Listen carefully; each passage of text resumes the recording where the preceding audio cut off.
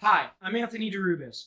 I'm your local NRA training counselor here in Pittsburgh and also a member at Trafford Sportsmen's Club, where I conduct the majority of my training. Welcome to the club.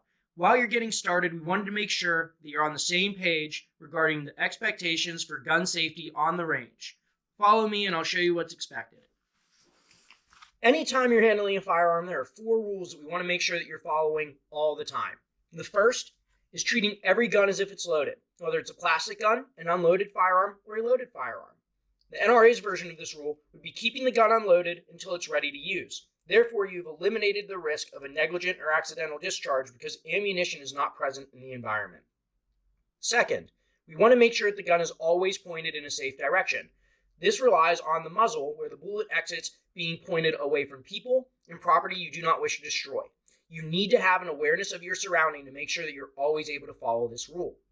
Third, we want to keep our finger high at register on the frame until we are on target, aimed, and have made the conscious decision to fire. Down here is technically off the trigger. However, you're one bump away from having a regret. Our last rule is know your target and what is near and beyond. You are responsible for every round that leaves your firearm and should be only shooting at authorized targets on the range. Once you have these down, it's time for you to grab your ear pro, your eye pro, and whatever else you may need on the range so that we can get to shooting. Once you're ready to shoot, we got to go get our stuff from the ready area. We want to keep anything we don't need for the shooting activity back on the tables behind us and only bring things to the bench that we do need for the shooting activity. Preferably, your gun's in a case. You can bring loaded mags over to the line, but ensure they're not in your firearm. Once you get your firearm out, open the action and make sure it's unloaded. And this is where the gun's going to live from now on until you're done with the shooting activity. If you don't have a case, it's totally acceptable to carry your firearm up to the line with the action open and pointed in a safe direction. I recommend holding your thumb in your waistband with the muzzle pointed down, almost as if the gun was in a holster, so that you know exactly where that firearm is and you're less likely to accidentally pointing at someone while you're walking. Now that you're ready to shoot, we can load the gun. All guns follow the same process. We're using a handgun today because that's the most common firearm type that we run into on the range, and because they're so small, safety issues happen much more frequently. Anytime you're loading a firearm, you're going to pick it up, ensure it's unloaded so you don't cause any stoppages for yourself when you do load the firearm. Then you'll take your source of ammunition, insert it until you hear it seat, and from there you can close your action. On the handgun, we're ready to go. Some guns have manual safeties, which should stay engaged until you're on target and have made the conscious decision to fire. A mechanical safety can fail though, so please do not rely on it.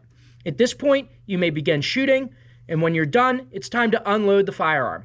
All firearms follow the same unloading process. First, we need to remove the source of ammunition. Once our source of ammunition is removed, we will open the action, lock the action open if applicable, and check the chamber to make sure there is no round in the chamber and no source of ammunition left in the firearm. At that point, you can set the gun down. If you're on the line with other people, please make sure everyone has their gun, actions open and unloaded before you move forward of the line to change targets, pace targets, or pick up any materials that may have fallen forward of the line. Now that we're done on the indoor range, let's head over the hill so that we can see how we can use the same rules in a different environment where it's not so prescribed with a static bench and walls on either side of us. I'll see you down there. On the outdoor range, preferably you have everything you need up here on the firing line. It becomes your firing line and your ready line so that we reduce the walking back and forth with firearms.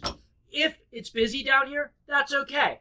You can keep everything you need on the back table, including your firearms. But please, please, please, bring your firearm to the line in a case, or make sure you're doing that holster hold and not handling firearms unless it is to get them in and out of your bag, or pick them up to bring them to the line while you're sitting at the table, because you are behind everyone and they don't know what you're doing with your firearm. To you.